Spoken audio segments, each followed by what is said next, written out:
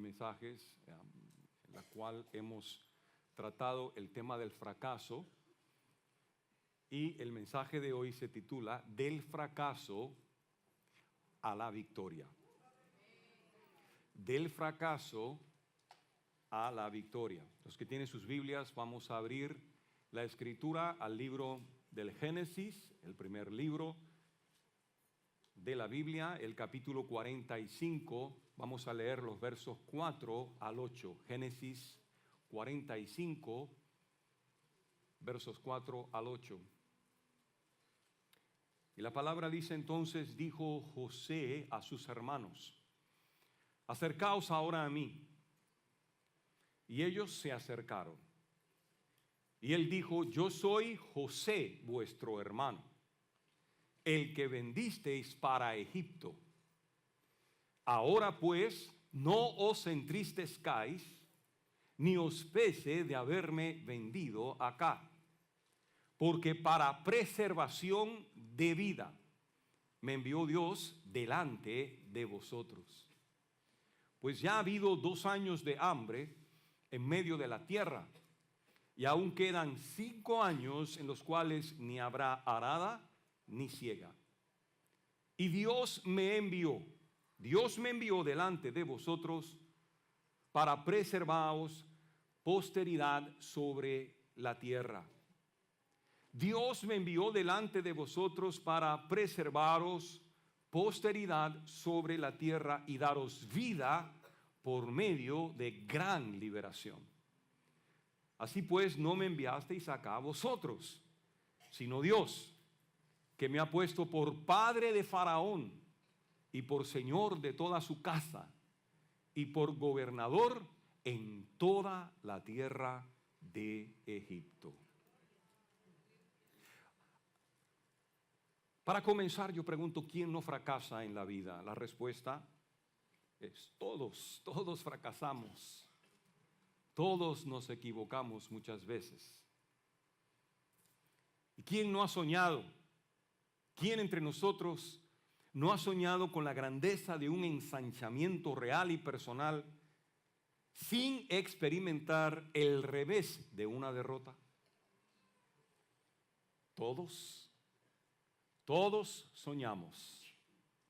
Y todos los que soñamos experimentamos el aparente estrellamiento de nuestros sueños de éxito y superación.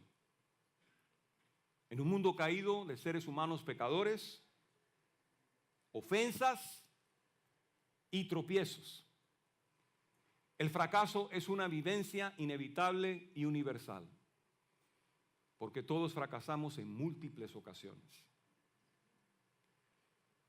Hemos dicho que, según su definición, un fracaso es un revés indeseado y lastimoso.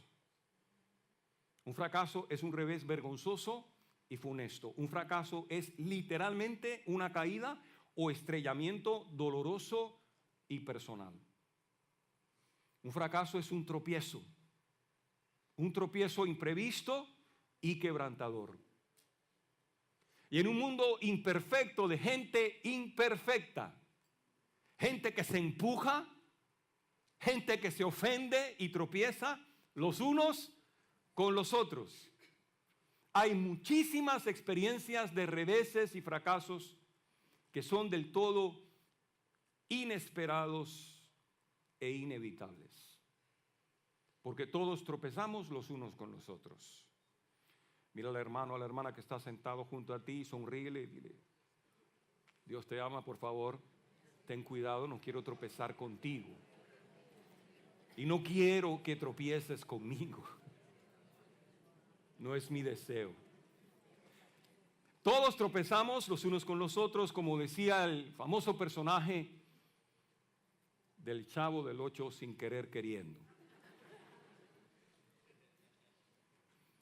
Todos hemos sido empujados en la vida y hemos sido derribados, y en ocasiones intencionalmente, por gente envidiosa, malintencionada, gente conflictiva, extraña y aún familiar, que desean eliminarnos de la carrera de la vida para sacarnos del paso. deseando usurpar nuestra posición y robar, si es posible, nuestro galardón. Pero, aún así, el fracaso no es el destino final de la gente maltratada que ha sido derribada con empujones ofensivos. No lo es. El fracaso es solamente una experiencia transitoria en la escalera de la victoria. Y por ende, en la agitada carrera llamada vida, nunca debemos confundir una simple derrota temporal, por muy amarga que ésta sea, con una derrota definitiva y final. Porque el fracaso más amargo y desalentador en la vida de los hombres y las mujeres de fe es solamente un cambio momentáneo, un cambio transitorio en la dirección providencial de un destino de victoria para la gloria de Dios. Para la gente visionaria, para la gente esforzada y valiente, el fracaso es solamente una nueva oportunidad de comenzar de nuevo de una forma más inteligente. Según el estadista Winston Churchill, el éxito no es final y el fracaso no es fatal. Es el coraje para continuar lo que cuenta en la vida. El éxito es tambalearse de fracaso en fracaso sin perder el entusiasmo. Y el ejemplo bíblico más clásico e impresionante de un creyente empujado, maltratado y derribado, que caminó tambaleándose de fracaso en fracaso, sin perder el entusiasmo de una fe soñadora, vibrante y victoriosa. El ejemplo bíblico de un hombre de fe que literalmente pasó del fracaso a la victoria, lo podemos ver en la vida del patriarca que se llamó Yosef, el hijo de Raquel y de Jacob. El soñador e interpretador de sueños enigmáticos, que pasó lastimosamente de lo alto a lo más bajo, del favor al rechazo, de su casa a un pozo, del pozo a la esclavitud, de la esclavitud a la cárcel, de la cárcel al palacio más influyente de su época y del fracaso a la victoria. En mi humilde opinión, una de las historias más hermosas e impactantes de la Biblia, especialmente del Antiguo Testamento, sin lugar a dudas, es la historia de Yosef, el hebreo a quien nosotros llamamos José. Yosef fue concebido milagrosamente cuando el Eterno escuchó el clamor de Raquel, la mujer estéril de Jacob, que había orado en muchas ocasiones pidiéndole a Dios un hijo. La mujer que fue recordada y escuchada por Dios. El día que Raquel dio a luz a José, ella dijo: Dios ha removido mi reproche, Elohim ha quitado mi afrenta, y el nombre de este niño es Yosef, que significa Yahweh añadirá. Con el transcurrir del tiempo, José creció entre sus hermanos. Y Génesis 37:3 dice que Israel amó a Yosef más que a todos sus otros hijos. Israel amó a José más que a todos sus otros hijos. Y como era de esperarse, este amor paterno especial provocó la envidia, el aborrecimiento, el maltrato verbal de todos sus hermanos.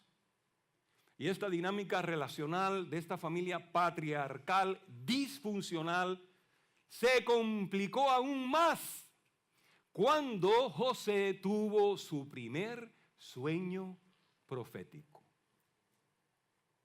José soñó que él estaba en el campo trabajando con sus 11 hermanos, recogiendo diligentemente manojos de trigo.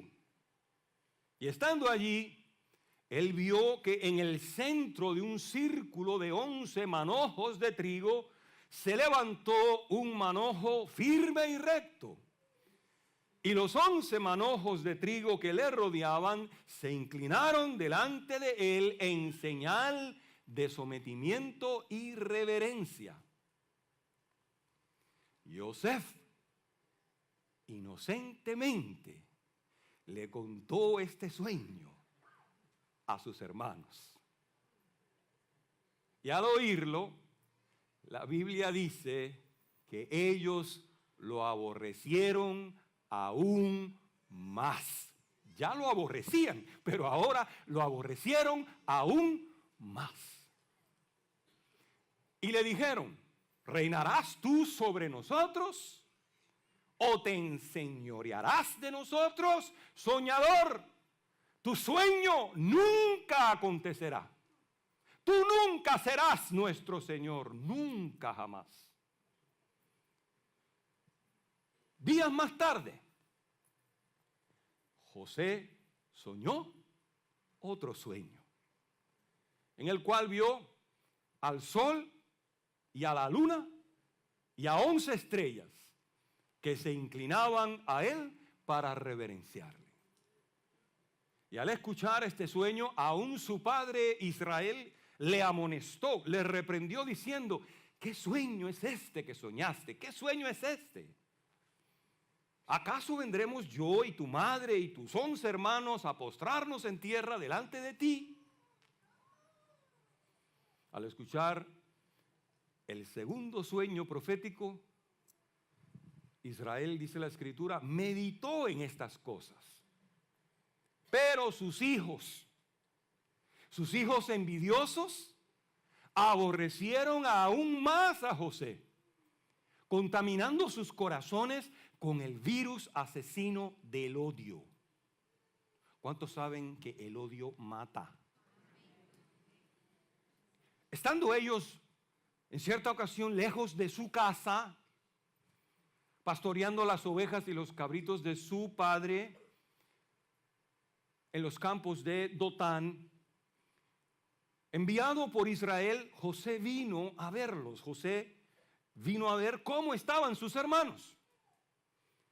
Y cuando ellos le vieron venir de lejos, le reconocieron de lejos. ¿Por qué? Porque José venía vestido con su túnica de muchos colores. Cuando ellos le vieron venir de lejos, la Biblia dice que dijeron: Yinei Baal Ajalumut. Aquí viene el soñador. Vamos, matémoslo y tirémoslo en este pozo.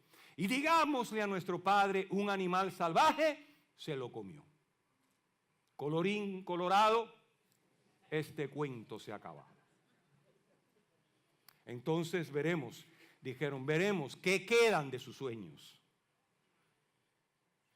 Al oír esto, Rubén, el hermano mayor, tratando de salvarle la vida a José, dijo: no lo matemos, no derramemos su sangre.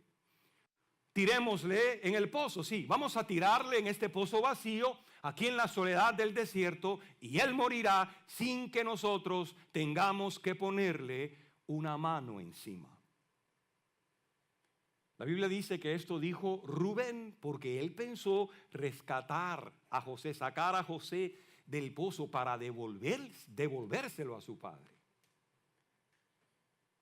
Entonces, finalmente, cuando José llega al campamento de sus hermanos en Dotán, sus hermanos le echaron mano violentamente, le quitaron su hermosa túnica de colores y después de agarrarlo y tirarlo en el pozo, en la cisterna vacía, con una actitud indiferente, con indiferencia, sin sentir el más mínimo sentimiento de remordimiento, ellos se sentaron a comer. Y mientras comían, ellos vieron a lo lejos una caravana de ismaelitas que venían con sus camellos cargados con una carga especial de aromas aromáticas, especies aromáticas, que ellos estaban transportando desde Galaad hasta Egipto. Y por sugerencia de Judá, otro de los hermanos de José, estando Rubén ausente en ese momento del campamento, todos estuvieron de acuerdo en vender a José a una vida de esclavitud en Egipto por 20 monedas de plata. Y así lo hicieron. Ellos sacaron a José del pozo y se lo vendieron a los hijos de Ismael. Y los ismaelitas lo tomaron y se lo llevaron a Egipto. Y en Egipto los ismaelitas lo vendieron a un hombre llamado Potifar. ¿Y quién era Potifar? El jefe de la guardia personal del faraón. Iglesia, de una posición altamente favorecida en la casa de su padre, en un abrir y cerrar de ojos, José pasó a una posición de esclavitud en la casa de Potifar el egipcio. Como consecuencia de una traición familiar, la traición de sus hermanos, José, en la tierna edad de 17 años, pasó de su casa a un pozo y del pozo a una vida de esclavitud, lejos de su casa, lejos de su parentela, en una tierra extraña, lejana y peligrosa. Los sueños proféticos de éxito y de grandeza de José fueron tronchados por el odio y la envidia de sus propios hermanos. Y yo pregunto, ¿qué habrá pensado José en el largo camino hacia la tierra de Egipto? ¿Qué habrá pensado José mientras él iba atado, encadenado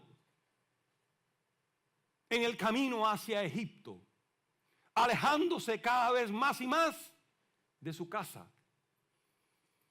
Como ser humano rechazado, como ser humano quebrantado, humillado y esclavizado, José pudo haber pensado lo peor de lo peor. ¿Cuántos están de acuerdo conmigo? Él pudo haber pensado, este joven pudo haber pensado lo peor de lo peor. En una posición atribulada de traición, pérdida de libertad, oprobio y quebranto, la mayoría de la gente que tú y yo conocemos piensa lo peor de los hombres y aún llega a pensar lo peor de Dios. José pudo haber pensado, fracasé, soy un fracaso. Ahora soy un fracasado de la vida, porque en lugar de ser levantado en medio de mis hermanos para ser honrado, he sido derribado, he sido agredido, abatido y deshonrado por mis propios hermanos. He perdido mi libertad y mi dignidad. Mi sueño se ha convertido en una terrible pesadilla. He caído en el pozo del fracaso y de aquí nadie me podrá sacar. Cualquiera hubiese pensado así. Iglesia, Yosef pudo haber pensado todas estas cosas pesimistas, fatalistas y negativas, pero él no lo hizo así. No lo hizo así. Seguramente José lloró. ¿Cuántos están de acuerdo conmigo? José tuvo que haber llorado. José sufrió un golpe muy fuerte, un golpe bajo, una traición. José se sintió profundamente desilusionado y desorientado. Como consecuencia del empujón malvado de sus hermanos, José momentáneamente fracasó. Pero José nunca le atribuyó a Dios despropósito alguno. Él no se quejó, como tal vez muchos de nosotros nos hubiésemos quejado. A pesar de todo lo acontecido hasta este momento, José nunca dejó de creerle a Dios.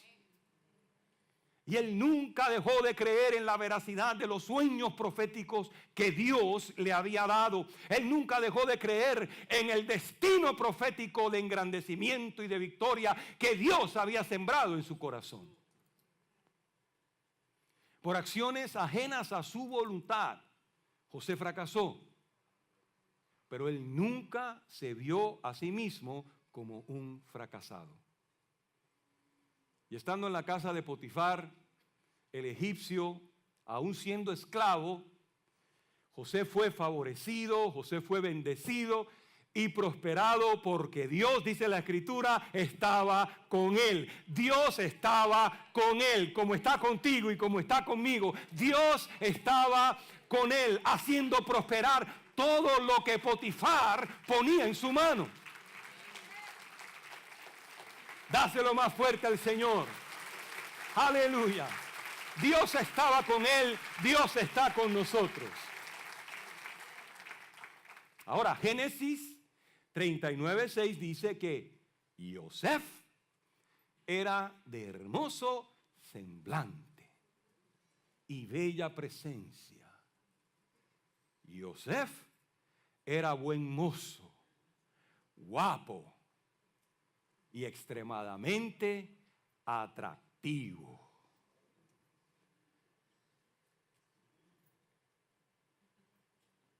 Y por causa de esta cualidad física, la esposa de Potifar, dice la Escritura, puso sus ojos en él. La mujer carnal y adúltera de Potifar descaradamente comenzó a decirle a José en una y otra ocasión: acuéstate conmigo. Como muchos de nosotros sabemos, en un día oportuno, cuando la esposa de Potifar se había quedado solita en su casa, José, dice la Biblia, entró a la casa a hacer su oficio, a trabajar, a hacer su trabajo. Y ella se le lanzó encima, se lanzó sobre José, tomando a José por su ropa, mientras le decía: duerme conmigo. Y José, el varón íntegro y temeroso de Dios, de carácter intachable, que no deseaba ofender a Dios y a su amo, sacudiéndose hasta el punto de perder la ropa en las manos de esta mujer pecadora, salió huyendo de aquella tentación.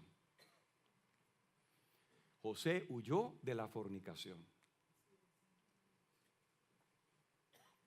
Y como muchos de nosotros sabemos, esta buena acción, ¿cuántos saben que esto es una buena acción? Esta buena acción le costó su segunda gran caída sobre la lona del fracaso. ¿Por qué? Porque la esposa encolerizada de Potifar lo acusó de intento de violación, diciendo: vino a mí para deshonrarme. Mentirosa. Y Potifar, creyendo la palabra de su mujer, lleno de ira, dice la Escritura, tomó a José y lo echó en la cárcel. Él personalmente, él era el jefe de la guardia personal del faraón. Personalmente él lo tomó y lo echó en la cárcel de la cual nadie podría librarle. Amados, por mantenerse en una posición de integridad, por hacer lo bueno, no lo malo, por temer a Dios y amar a los hombres, respetar a los hombres, José cayó en su punto más bajo de quebranto. José cayó en su punto más bajo de miseria, rechazo, maltrato y fracaso.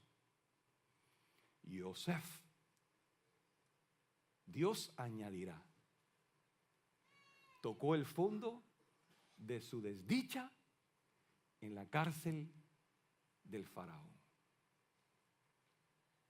Y en aquella cárcel degradante, abusiva, peligrosísima y extranjera, José pudo haberse resignado a vivir como un fracasado.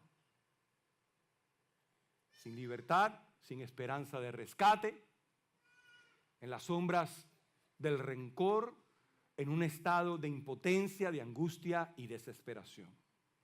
José pudo haberse resignado en ese momento a vivir en la cárcel del fracaso, aborreciendo a los hombres que una y otra vez lo habían traicionado y ofendido, y aborreciendo a Dios por haber permitido semejantes cosas.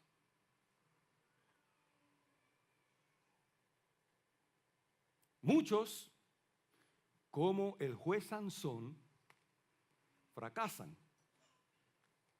por causa de sus propios errores humanos. Otros, como la reina Esther, evitan el fracaso apoyándose en la gracia de Dios. Y otros, como José, fracasan como consecuencia de las malas acciones de los demás. Sin buscar el fracaso, fracasan. Porque otros los empujan. Otros los ofenden.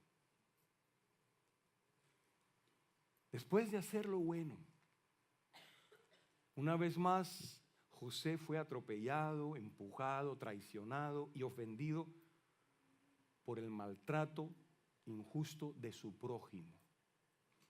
Mas aún así, iglesia, aún así, José no le atribuyó despropósito alguno a Dios.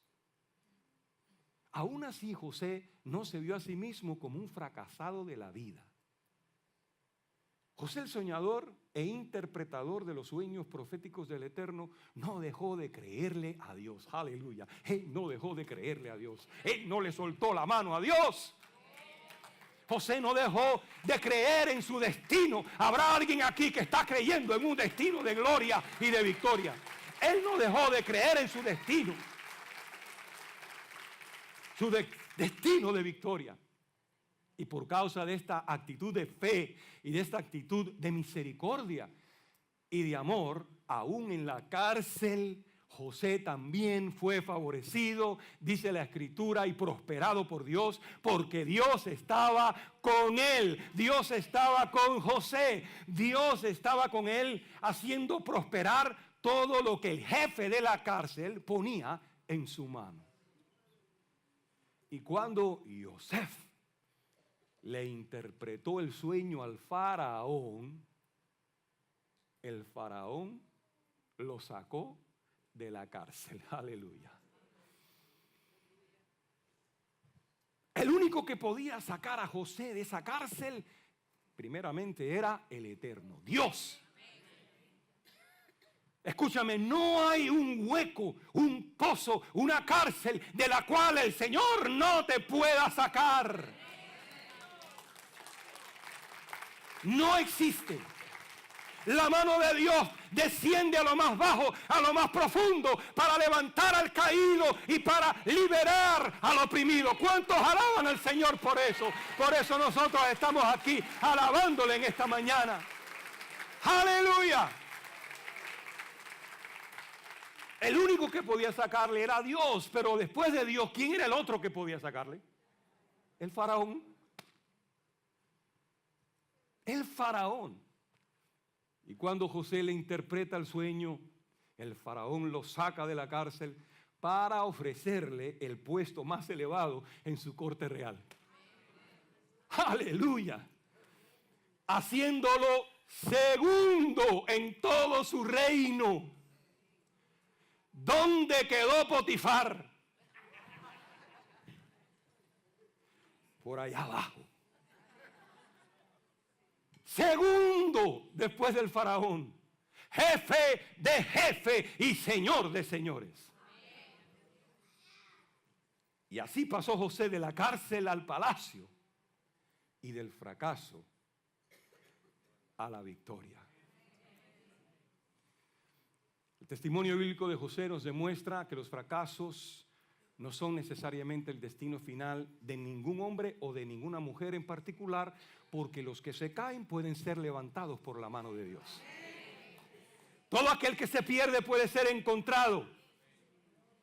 Todo esclavo del pecado puede ser liberado y redimido por Dios. Y todo ser humano atado, encarcelado, aún por vicios, puede ser rescatado y liberado para la gloria de Dios. José pudo haber sido la persona más amargada de toda la tierra en aquel entonces, pero no lo fue. José pudo haber llenado su corazón de resentimiento, de odio contra sus hermanos y contra la esposa de Potifar y Potifar. Pero en lugar de albergar la falta de perdón en su corazón, José decidió perdonar a todos los que le habían ofendido, entendiendo que todo lo que había acontecido había sido permitido por Dios para preservarle la vida al pueblo escogido de Israel. Alguien dijo, escucha esto, alguien dijo, un hombre puede fracasar muchas veces, pero no es un fracaso hasta que empieza a culpar a otros.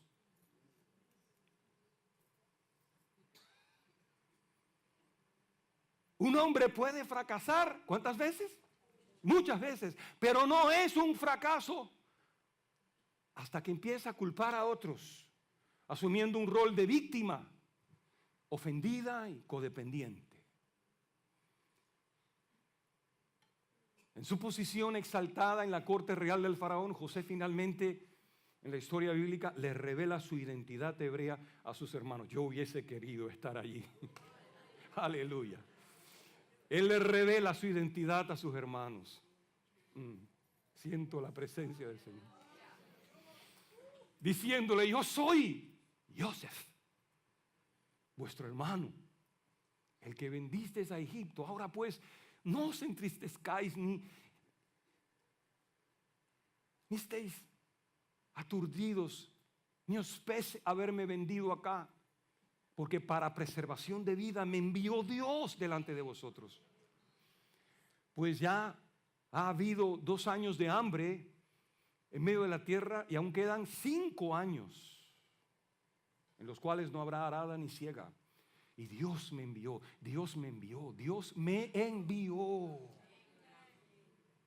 delante de vosotros para preservaros posteridad sobre la tierra y para daros vida por medio de gran liberación. Por eso les decía que para mí esta es una de las historias más hermosas e impactantes del Antiguo Testamento. Porque esta es una historia de caída y levantamiento. Esta es una historia de sufrimiento y restauración. Esclavitud y gran liberación. Disfunción familiar y reconciliación. Reconciliación de hermanos. Preservación de vida, fracasos y victoria. La gran mayoría de las grandes personas han alcanzado su mayor éxito solo un paso más allá de su mayor fracaso. Y hoy tal vez quiero decirte algo. Hoy tal vez tú y yo estamos a un paso de nuestra mayor victoria. Estamos a un paso de nuestra mayor victoria si perseveramos en la fe, si le creemos a Dios, si permanecemos en la fe que vence al mundo. Romanos 8:28, ¿cuántos conocen este texto? Romanos 8:28 dice, y sabemos que Dios hace todas las cosas, hace que todas las cosas cooperen para el bien de quienes lo aman. Dice la traducción, la nueva traducción viviente. Dios hace que todas las cosas cooperen para el bien de quienes lo aman y son llamados según el propósito que Él tiene para ellos. Querido, el buen propósito que Dios tiene para tu vida se va a cumplir tal y como Dios lo ha planificado. ¿Cuántos lo creen? El buen propósito que Dios tiene para tu vida se va a cumplir. Pase lo que pase, venga lo que venga, se va a cumplir. A los que aman a Dios, todas las cosas le ayudan a bien. Esto es, a los que conforme a su propósito son llamados. Tú y yo, como José, también podemos pasar del fracaso a la victoria si no perdemos la fe y la confianza en el sueño profético que Dios ha soñado y ha sembrado en nuestro corazón. Todo es posible si podemos creer. Tú y yo podemos fracasar muchas veces, pero no somos unos fracasados hasta que comenzamos a culpar a otros, guardando rencor en nuestro corazón. Y en la conclusión de esta reflexión bíblica, hoy yo quiero declarar algo proféticamente.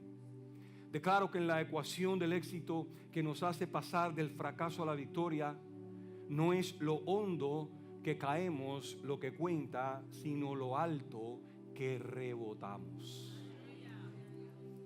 En la ecuación del éxito que Dios tiene para nuestra vida, no es lo hondo que caemos, sino lo alto que rebotamos, lo que determina nuestra victoria.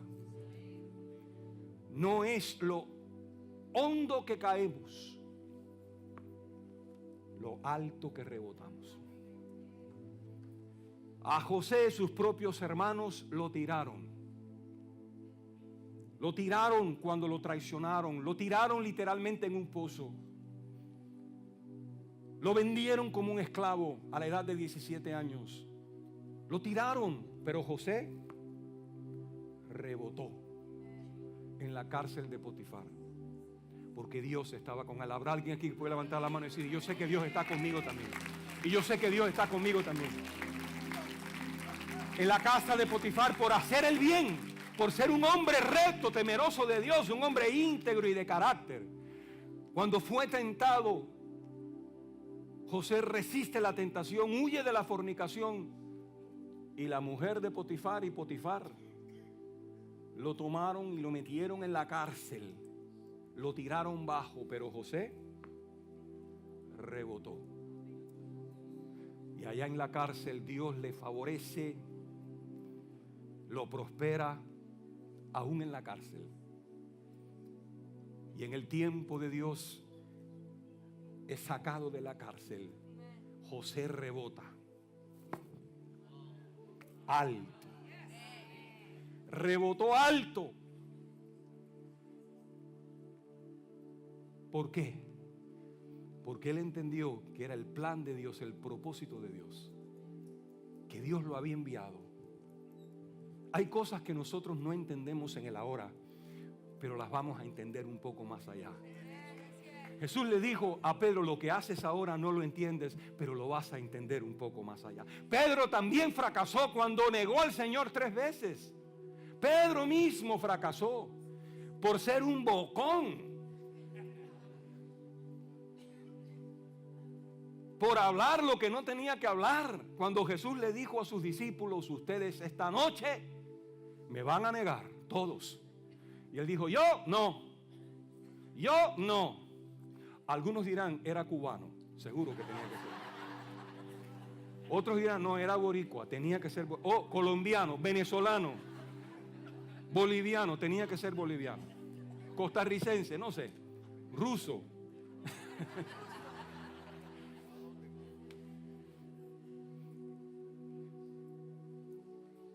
Pedro fracasó.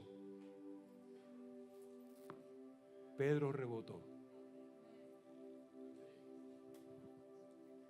Pedro rebotó, y tú y yo también vamos a rebotar. Tú y yo también rebotamos.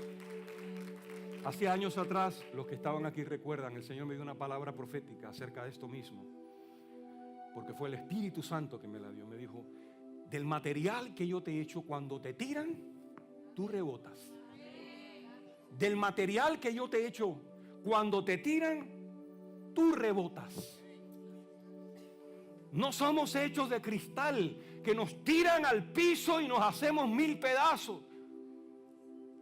No somos hechos de hierro que nos tiran al piso y ahí nos quedamos pegados. Del material que Dios nos ha hecho, nosotros cada vez que nos tiran, rebotamos. Y si el diablo nos tira duro, nos tira lo más hondo, rebotamos más alto. Ponte de pie y dale un aplauso al Señor. Si te tira abajo, con más fuerza, rebotas más alto. ¡Aleluya! Gloria al Señor. Gloria al Señor. Dale el aplauso más fuerte al Señor. Yo sé que el tiempo ha pasado, pero dale el aplauso más fuerte al Señor. ¡Aleluya! Bendito sea el Señor. Bendito sea el Señor. Por los siglos de los siglos. Aleluya. ¿Cuántos dicen: yo estoy hecho de un material espiritual que cuando me tiran yo reboto en el nombre de Jesús? Yo no me quedo abajo. Yo no soy un fracasado de la vida. Yo no fracaso y me quedo ahí en la lona del fracaso. No, yo reboto. Allá va esto, cógelo a alguien por allá. Eso. Denle un aplauso al hermano, es buen pelotero. Gloria a Dios. Eso es para que te acuerdes del mensaje de hoy. Eso es para que te acuerdes del mensaje de hoy y todos nos vamos a acordar juntamente con él. Cuando nos tiran, rebotamos. Habrá alguien aquí que dice: gloria a Dios, ese soy yo. Ese soy yo. Me tiran y reboto. Yo llevé el miércoles a mi padre al hospital, estaba en muy malas condiciones y hoy se va a la casa con el favor de Dios. ¿Por qué? Porque no es su tiempo de partida y porque lo tiraron y rebotó. Para la gloria del Señor. Aleluya. Yo no sé si alguien te ha ofendido recientemente, si alguien te ha empujado y si alguien te ha tirado al pozo, a un pozo oscuro, o si alguien te ha tirado y te ha metido en una cárcel. No sé, pero yo sí sé una cosa: que si el Señor está contigo, donde quiera que tú estás, en el proceso, Él te va a bendecir, Él te va a prosperar, Él te va a sostener, Él te va a cuidar. Y aunque te acusen injustamente, Él te va a vindicar. Él te va a vindicar. Y al final, Él te va a exaltar. Él te va a ensanchar. Él te va a engrandecer. Habrá alguien aquí que tome esa palabra y dice: eso es para mí. Eso es para mí. Gloria a Dios. Escúchame, si recientemente te empujaron y te sientes en un pozo o en una cárcel, corre aquí al altar porque vamos a hacer una oración en el nombre de Jesús. Te sientes que te han empujado y te tiraron, tal vez te sientes en un pozo, como se sintió David en una ocasión, en un pozo de desesperación, y él clamó al Señor y le dijo: sácame de este pozo, sácame. La mano de Dios se mete en lo más hondo, en lo más bajo. La mano de Dios te hace rebotar de lo más bajo, de lo más profundo, y te saca y te libera y te redime.